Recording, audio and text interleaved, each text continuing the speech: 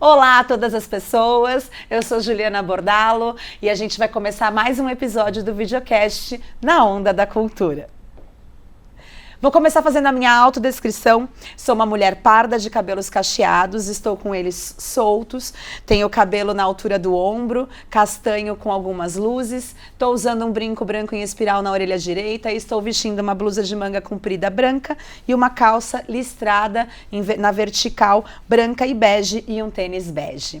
Então, dito isso, a gente vai começar esse episódio com um convidado super especial, que eu sei que tem muita gente aí que está escutando ou vendo que é fãzão desse cara assim, maravilhoso. Hoje, por um acidente, como ele mesmo diz, está como vereador santista, mas é médico, professor universitário, caseiro. Prazerzaço. Prazer, querida. Pô, prazer, uma honra estar aqui com você. Eu gosto de fazer muito essa autodescrição, porque também que o pessoal se assusta em casa, né? Eu sou um branquela alto, careca, narigudo, de óculos, mas assim, é o essencial, é invisível aos olhos, isso que me deixa muito feliz, né?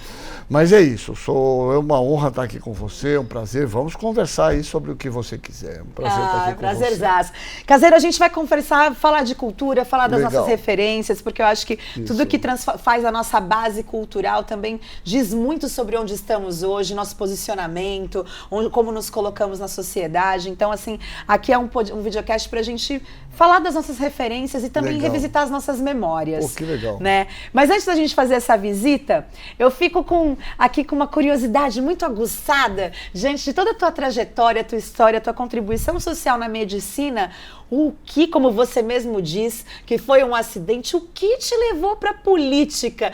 Porque eu assisto muitas vezes às assembleias, né? E você tem uma força, uma intensidade, assim, que eu acredito muito nesse lugar de gente, olha para cá!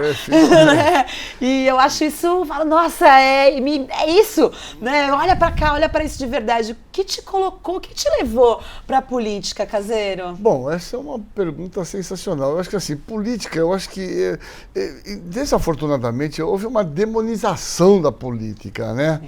Esse é um enorme problema. A gente faz política o tempo inteiro, todo dia. Eu faço política lá em casa, com a minha filha, com o meu filho, com o meu cachorro, com a minha mulher. Quer dizer, ela quer ir lá, eu quero ir aqui. Então, é política, né? Essa arte de conversar, de negociar. Então, faz parte. Eu sempre fui um pouco mais ligado à política, assim. Todos nós temos algum nível de ligação. Mas, para você ter uma ideia, no movimento estudantil, quando eu sou de Santos, estudei aqui no Colégio Canadá, um colégio famoso aqui, estadual, né? E eu entrei pro Partidão, creia você, né? Eu tinha umas histórias familiares aí do Partidão, daquela coisa do final da ditadura militar, né? E aquela ideia de jovem, de estudante que quer mudar o mundo, que acha que tudo é muito fácil e tal, né? E então foi isso, eu entrei para o movimento estudantil, fui aqui vice-presidente da reconstrução dos centros de estudantes de Santos. E aí depois eu tive que ajudar meu pai muito cedo, comecei a trabalhar com meu pai desde 12 anos, ajudando lá numa empresa que ele tinha. Mas depois eu consegui entrar na faculdade de medicina. E aí, na verdade, ainda que tenha sido vice-presidente do diretório, depois presidente do diretório acadêmico, quando eu entrei na medicina, eu realmente fiz medicina. Eu estudei muito, eu amo a medicina, eu adoro o que eu faço, né? Então, fui fazer minha residência, fui fazer meu mestrado, meu doutorado, fiquei fora um tempo, fiz meu pós-doutorado lá na Universidade da Califórnia. E aí eu me dediquei realmente ao estudo. Eu fiquei esse tempo, eu diria, quando eu voltei para Santos, era a época do Davi Capistrano, que aliás irei homenagear amanhã. Davi morreu há 25 anos, né? Que foi um grande médico sanitarista, prefeito. E o Davi, que era secretário de saúde da Telma e se tornou prefeito. E, na verdade, eu voltei para Santos, depois da minha residência, já fazendo mestrado, e encontrei Davi, e foi um momento revolucionário na cidade, né? Político importante, porque foi mudanças muito radicais.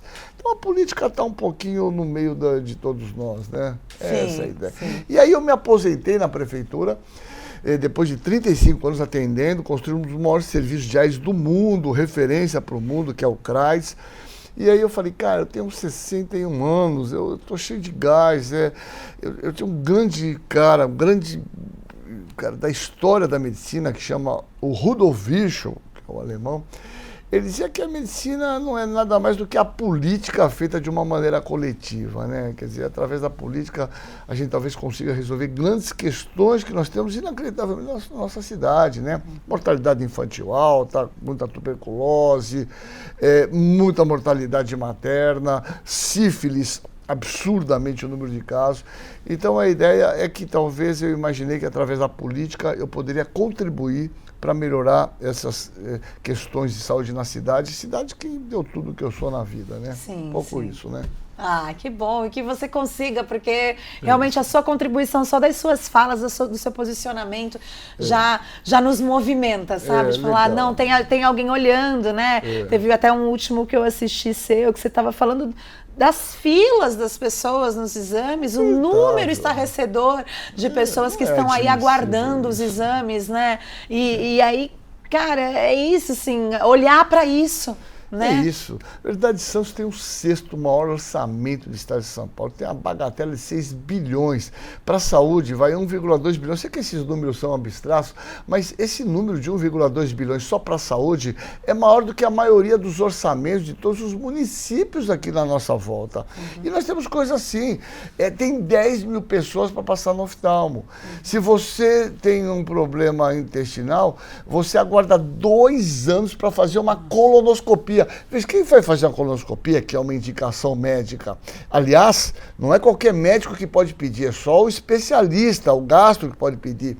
Espera 2 anos, quer dizer, é um exame de urgência, você tem um sangramento intestinal, então você imagina o desespero para as pessoas, né, diante de uma situação dessa. 2 mil esperando o eletrocardiograma, 10 mil esperando o oftalmologista. A gente não pode considerar isso normal. A minha indignação é isso. Esses números estão aí. Não, cara, é o número do TSE, Tribunal de Contas. Eu repito, eu sou muito enfático, né? Eu sou irritado, porque assim, eu entendi, eu sei o que representa isso, eu faço aqui um desafio para as pessoas que estão nos ouvindo. Imagina se você vai evacuar, sai sangue nas tuas fezes, aí você vai conseguir uma consulta, eles vão falar, vão conseguir um colonoscopia daqui a 2 anos, é um câncer ali, daqui a 2 anos você está morto.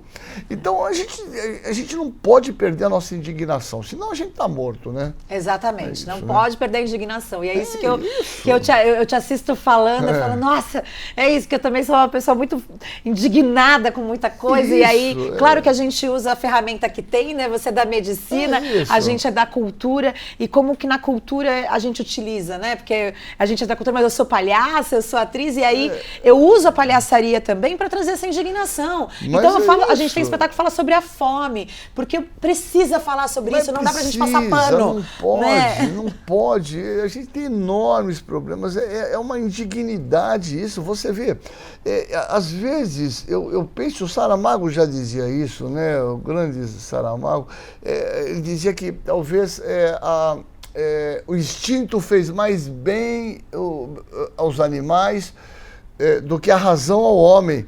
É incrível. As pessoas hoje passam por um cara jogado no meio da rua, estão incomodados. Lá na Câmara tem um grupo absurdamente incomodado, que é justo, né? E acham que a solução desses caras é bani-los, mandá-los para a cidade deles, é tirar da frente. A gente se indigna mais com um cachorro doente do que com um ser humano. A gente eu vi outro dia um cara passando por cima de um morador de área que estava deitado, quer dizer, é inacreditável, né? Então, essa indignação eu não perdi, eu não perderei nunca. Quando eu perder, eu estou morto, né? A gente não pode achar que isso é normal, né? Num planeta tão rico, como eu estava falando momentos atrás, né? Nós estamos num momento de epidemia de uso do Monjaro, do Ozempic, o remédio para emagrecer. Só para você ter uma ideia, esse Ozempic é de uma empresa chamada Nordisk, norueguesa. Eles têm o valor de venda do PIB maior do que a própria Noruega, tamanha venda desses remédios. Metade do planeta Terra passa fome. Metade come demais, está obeso e tem que pagar R$2.000 por remédio para parar de comer. Então, essas coisas, esses conflitos, eles são permanentes em mim, eu não consigo me livrar deles e por isso a minha indignação, né? É um abismo de desigualdade, É né? isso, é muito grande. Abismo. Né? Eu sou professora de filosofia e sociologia. Ai, que legal. Então, assim, pensar nessas pautas, para mim, é o de meu dia a dia. É isso. Então, e aí, claro, que eu uso a cultura para tentar chegar, para comunicar Que e também fazer todo mundo pensar. É isso. Gente, olha para isso. Porque é o que você fala, assim, a gente não pode se acostumar a ver essas pessoas na rua pedindo. Isso não é normal. Isso não tem que acontecer. Normal, e mesmo porque uma grande parte dessas pessoas, a grande maioria, teve alguma questão muito complicada na sua vida, uma ruptura importante, que precisa de ajuda. Eu pergunto para você acha que uma pessoa quer morar na rua?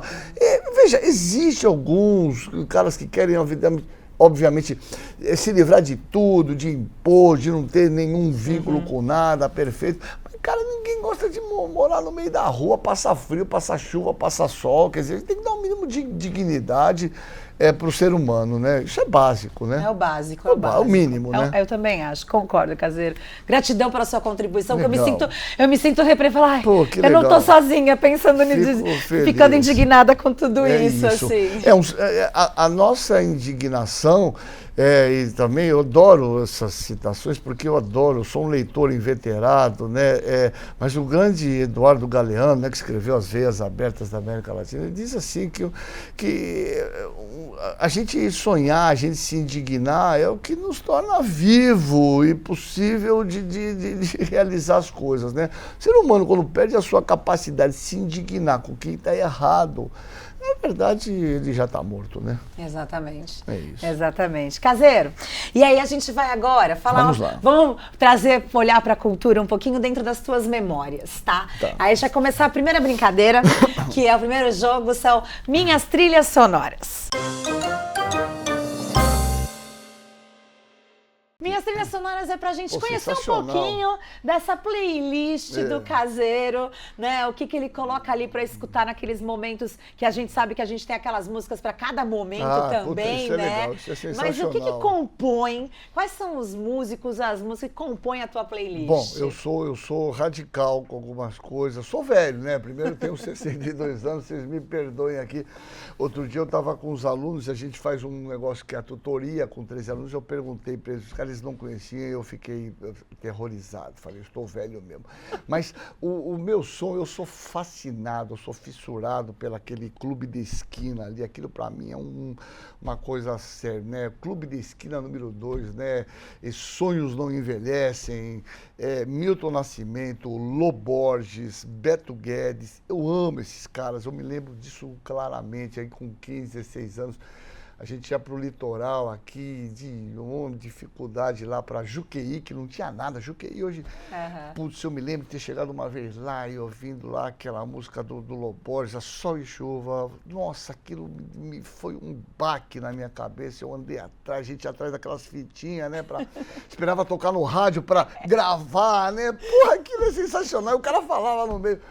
Então, Clube de Esquina, Lô Borges, mas depois eu tive uma fase que eu amava, eu gosto muito de MPB, né?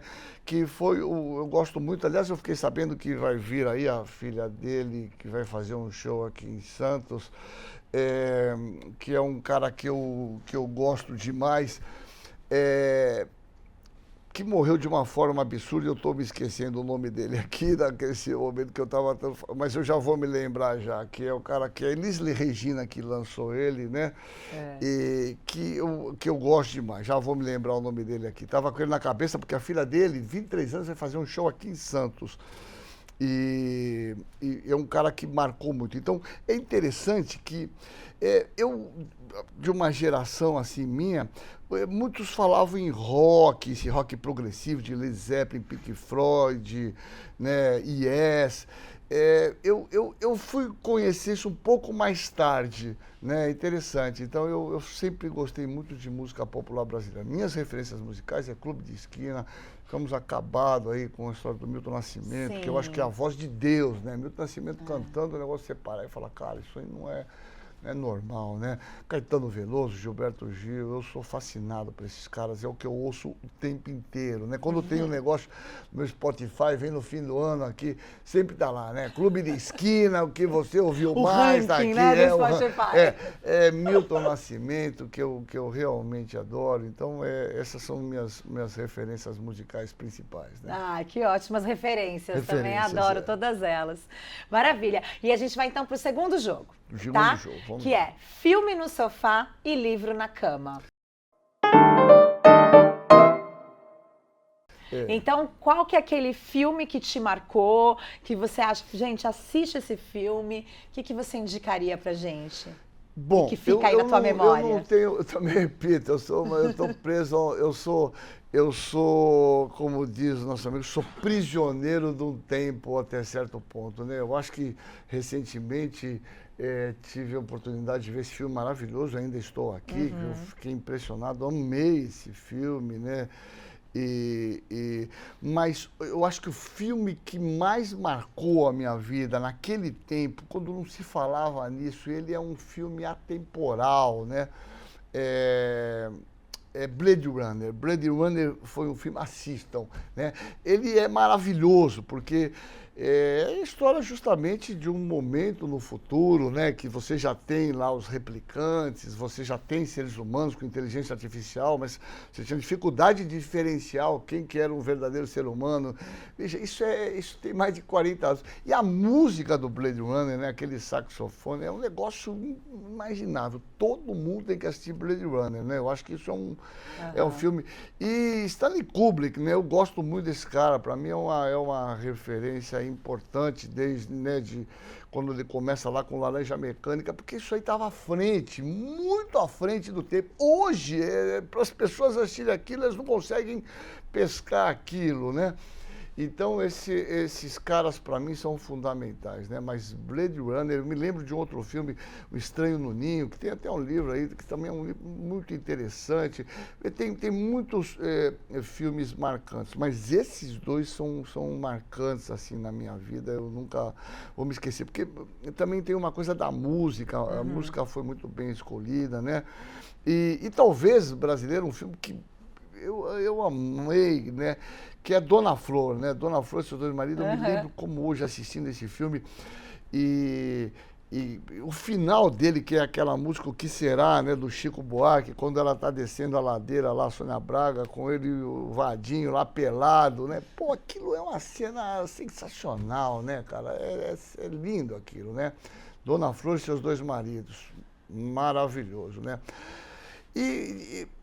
Mas eu sou um cara mais de livro, eu amo livro, eu sou tarado por livro. Você já citou vários, alguns aqui.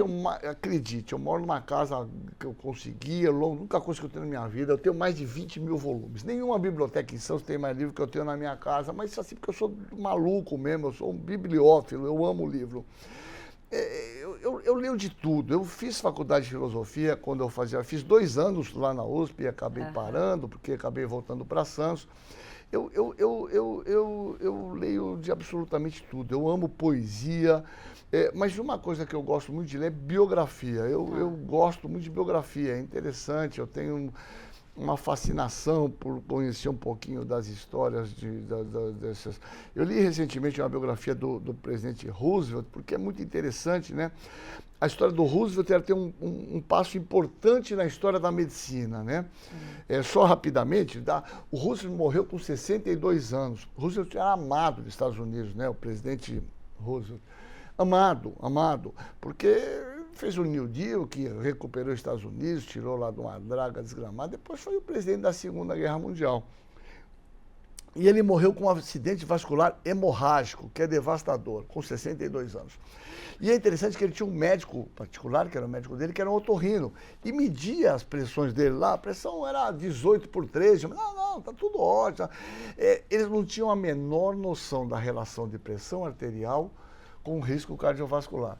E tudo começa com o Roosevelt, né? Esse médico, eles começam um estudo, que é o estudo Framingham, que é um estudo de segmento das pessoas, e tudo que a gente sabe hoje de obesidade, de comer gordura, de pressão arterial, vem desse estudo do Framingham. Então, o Roosevelt teve um papel importante. O Roosevelt teve poliomielite, né? Ele teve pólio. 60 mil americanos tiveram poliomielite, ficaram pulmão de aço. Aliás, essa é a indignação lá na Câmara, quando eu falo até de um especialista que tem lá em vacina, né? Que o cara não tem a menor noção. Quando eu vejo uma pessoa falar mal de vacina, eu falo, cara, não é possível, as pessoas estão em outro planeta, né? Então, eu gosto de biografia demais, eu gosto de ler um pouquinho da história das pessoas, que nos remete a saber, ó, o que eles fizeram, o que eles, né? E eu estou lendo um livro muito interessante aí, que é Um Defeito da Cor, né? Que é um livro que é sensacional, um livro difícil no começo, mas depois você embala, é um livro sensacional dessa mulher genial, que é lá da Academia Brasileira de Letras. Então, eu leio de tudo. Às vezes eu estou lendo muitas coisas ao mesmo tempo, eu sou meio desorganizado, mas eu também gosto muito de medicina, então eu faço um pouquinho de cada coisa, né? E a gente percebe, porque você cita várias passagens de livros eu e de adoro, autores. Não, porque eles já falaram, né? É injusto eu falar as coisas que os caras já falaram, Claro. não falar quem falou, é uma justiça histórica, né? Não, isso é maravilhoso, porque traz as referências de verdade. Eu sou uma pessoa apaixonada por livros, também amo. Por isso que eu fiz filosofia.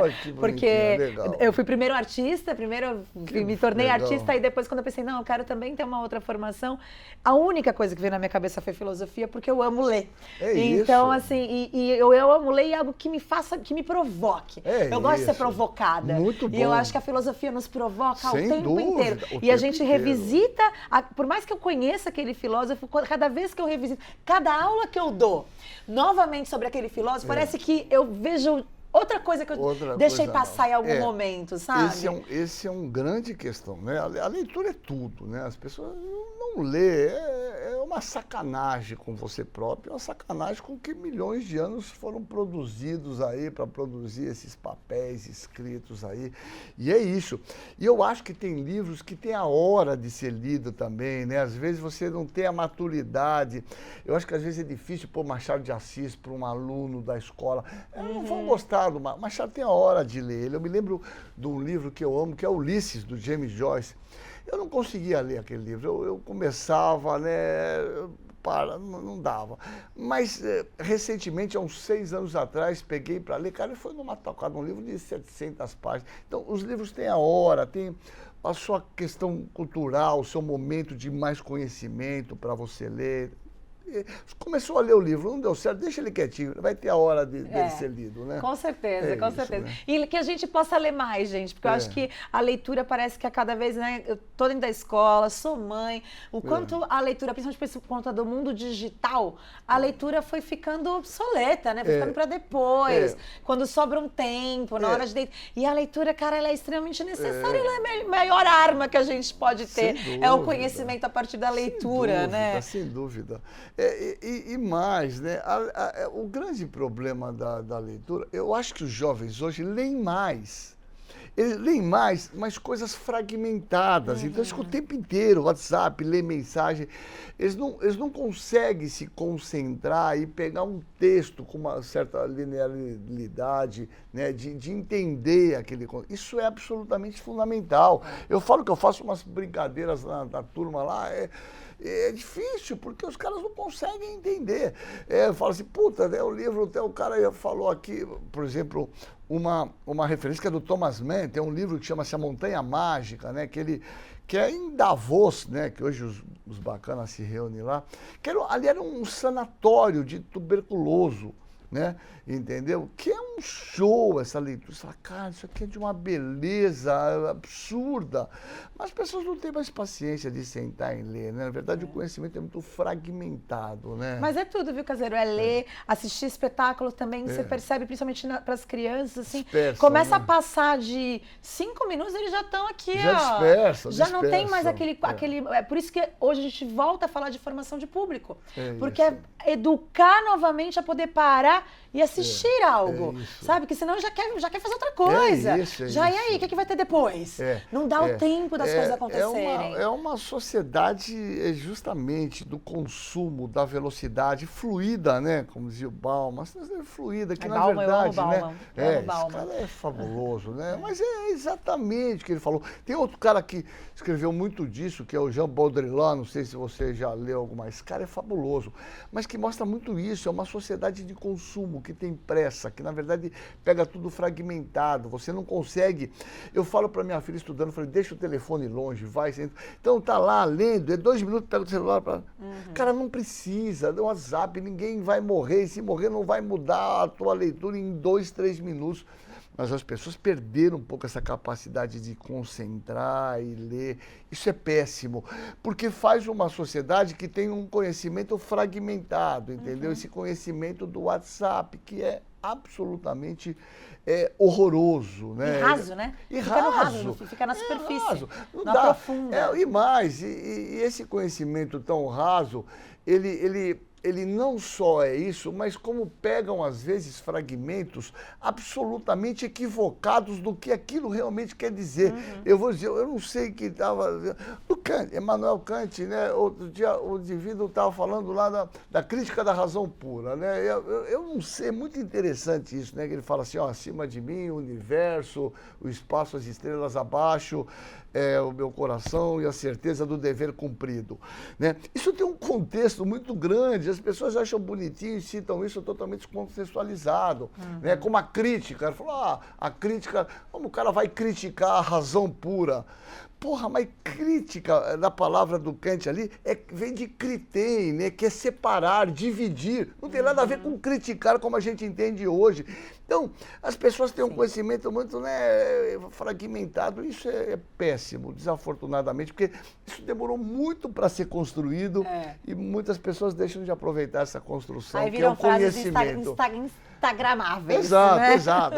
Fala lá, é bonito, né? Acima de Deus, universo, Deus, certeza, dever cumprido. Tá, é o contexto dessa história, né? Isso, infelizmente, é isso, né? Nossa, obrigada por essa contribuição. E aí a gente vai para o último jogo, vamos lá. Que é um bate-bola aqui rapidinho, que chama Cultura no Talo.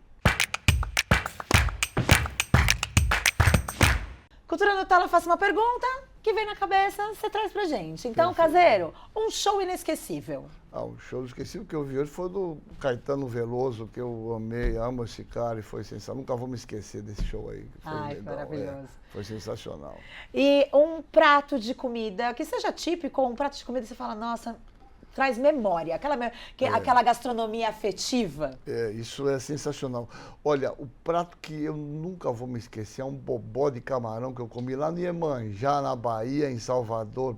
Puta, aquilo é um negócio que eu nunca vou me esquecer. Eu tentei fazer bobó, mas só lá no Iemanjá, lá em Salvador, restaurante chama Iemanjá, que é maravilhoso. Olha que eu vou em dezembro pra lá. Vai pra lá, chama Iemanjá, tem cara, é um negócio absurdo de bom aquilo, é de passar mal, né? Eu vou e vou te mandar depois. Olha, Caseiro. Comi o bobó aqui, é isso aí. Comi o bobó, muito bom. Que lugar da cidade de Santos, Caseiro, que você gosta de ir quando você tá assim, sabe? Aquele momento que você quer se energizar, dar uma esparecida, respirar, sabe? Que lugar que você gosta de Santos? Eu amo essa minha cidade aqui, tive a oportunidade de ficar fora e fico aqui. Eu gosto de correr, eu corro na praia, adoro correr. Eu ponho meu fone de ouvido, vou embora, vou para São Vicente, subo a ilha, vou para Praia Grande, para Travessa. Eu gosto de correr, né?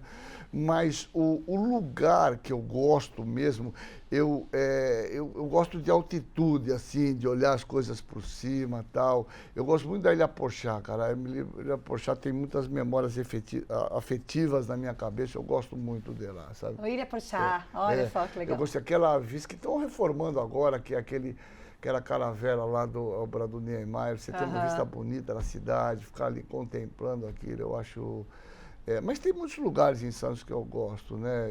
Mas particularmente ali de São Vicente, né? A ponta da praia está muito bonita para sentar ali, chupar tomar um sorvetinho ali, é bem legal, né? Legal. Caseiro, que música poderia dar você colocaria para simbolizar, de repente, a tua trajetória? Assim, essa seria a trilha sonora do... Vamos lá, fazer um filme do Caseiro. Qual seria essa trilha? Qual seria a música? Você fala, essa música me representa. Eu não tenho dúvida, eu falei aqui momentos atrás para você, porque tem uma única frase lá que é o Clube de Esquina número 2, do Milton, né, do Loborges, que tem um momento que, assim, os sonhos não envelhecem. Eu acho que isso é a vida nossa, né? Os meus sonhos não envelhecem, eu continuo com os mesmos sonhos, acreditando num mundo melhor, que a gente possa ter um mundo com mais igualdade, menos diferença, e eu acho que Clube de Esquina número 2 é a minha música indiscutivelmente. Ai, pontual, É adoro. é isso aí. E para encerrar, um projeto. Tem algum projeto, algo que você fala, cara, eu ainda quero realizar isso, ainda quero tentar fazer isso daqui? Não, os meus Uma projetos ideia. eu estou fazendo, você sabe que eu sou muito feliz, porque estou fazendo, um deles era um projeto que eu tinha de muitos anos e hoje eu estou realizando. Aliás, todo mundo nos assiste, está convidado, vai lá. Existe um negócio chamado Arte do Dique, que você deve conhecer lá, né, do baiano lá, do meu amigo Zé Vigílio, e me deu a oportunidade, o pai dele era médico e eu tinha essa proposta desde antes da campanha de montar um ambulatório, então todo sábado eu fico lá a tarde inteira com meus alunos atendendo, é uma festa, é legal, a gente ajudou muita gente e vou ajudar muito mais, então o meu sonho é continuar com esse ambulatório e que a gente acabe aquelas palafitas, que aquilo é indigno para o ser humano, aquilo nem para bichos serve para morar, menos ainda para o ser humano, e quando isso se realizar, eu cumpri a minha missão, certamente. Ah, e esse projeto é lindo mesmo, legal, viu, Caseiro? legal. Parabéns. É isso Parabéns aí. de verdade. Que legal. É necessário, tá num espaço necessário, num lugar necessário, para pessoas que precisam de verdade. E quando é feito assim com essa vontade, como você pensa. É sensacional. Essa gana, esse desejo de realização, assim, realmente isso. a Eu coisa. levo os alunos, eles ficam fascinados, porque a vida como ela é, atende, põe a mão, ausculta, conversa, resolvendo o problema das pessoas. Isso é sensacional, isso não tem preço, né? Não mesmo. Gratidão demais, Caseiro. Legal, te agradeço querida. demais a Obrigado. participação. A gente vai chegando ao fim. Mas eu quero agradecer, como sempre faço aqui em todos os episódios, agradecer as nossas parcerias, nossos apoiadores, porque a gente aqui no Instituto Bordalo, a gente não é ninguém sozinho, tá? A gente não faz nada sozinho, a gente precisa de gente, porque se a gente está pensando em estar próximo das pessoas, a gente executa os nossos projetos para as pessoas, a gente também precisa de pessoas acreditando junto com a gente. Então, para esse videocast, as nossas parcerias são Rodrigo Rei da Red Filmes, que faz a direção do videocast. A gente grava nesse estúdio incrível, que é o Estúdio Stream no Canal 1, na Pinheiro Machado. Então, assim, se vocês precisam gravar algo, venham pra cá. Aqui tem várias salas, um espaço maravilhoso para poder fazer os seus trabalhos de audiovisual. Quero agradecer, claro, que assim, consegui um apoio, como eu sempre falo, da Cistas Moda Feminina no Canal 3 da Washington Luiz. Elas que me vestem todos os episódios, viu, Caseiro? Eu tô muito chique. Tá chicona, tô chique. Agora alguém me justo, veste pro programa. Olha só aqui. Tá vendo, gente? Ser palhaça dá futuro. Vou dar uma passada lá para dar um trato aqui. Né? Então conheçam também, sigam as redes sociais. Cistas. E quem também cuida dos meus cachos é o Estúdio D da Débora Oliveira, maravilhosa, que não cuida só de cachos, mas como eu potencializo e amo estar com os meus cachos, é ela que cuida, porque eu não sou uma pessoa muito talentosa com isso. E quero agradecer muito e imensamente Mirarte Produções, elas que cuidam de toda a nossa identidade visual, inclusive de todos os nossos projetos, e ela faz identidade visual, cuida da identidade para artistas. Então você que é um artista, quer colocar a tua marca, lançar no Spotify, enfim, qualquer estratégia de comunicação e identidade visual, procurem a Mirarte Produções. Ela pega a essência das coisas assim. Isis Betelli, gratidão, você é maravilhosa, sempre colocando nossos projetos aí com a nossa cara. Então, obrigada de verdade. E aí, para encerrar, Caseiro, gratidão imensa. Muito obrigado, pela tua presença, por disponibilizar esse tempinho aqui com a gente, pra gente brincar, pra gente falar de cultura, pra gente conhecer um pouquinho mais você também. É legal, foi muito bom, passa tão rápido, né? Tanta coisa a gente tem para falar, mas obrigado pelo convite, amei estar aqui, adorei falar dessas coisas que fazem parte da minha vida, estou sempre à disposição de vocês. Muito obrigado, viu? Muito obrigada, Caseiro, gratidão demais. E, gente, até o próximo episódio.